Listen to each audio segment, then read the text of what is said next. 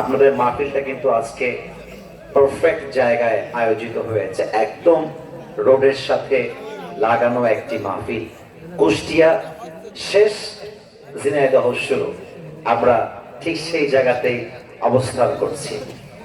আমি এর আগেও বলেছিলাম, কুষ্টিয়া, ঝিনাইদহ, যশোর এই জেলাগুলোর ভাষা হচ্ছে সবচেয়ে শুদ্ধ ভাষা, সবচেয়ে সুন্দর ভাষা।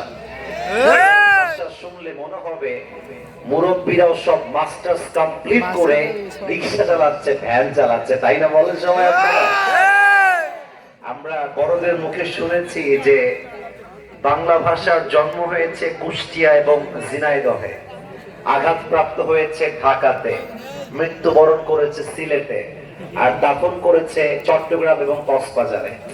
জন্মটা হয়েছে কুষ্টিয়া, ঝিনাইদহতে, এটাই আমরা শুনেছি। বাট বাস্তবতা হচ্ছে বাংলা সাহিত্যের চর্চা কুষ্টিয়া এবং ঝিনাইদহে যেই পরিমাণ হয়েছে, অন্য জেলায় এরকম হয় নাই, বিশেষ করে আমাদের কুষ্টিয়া জেলা।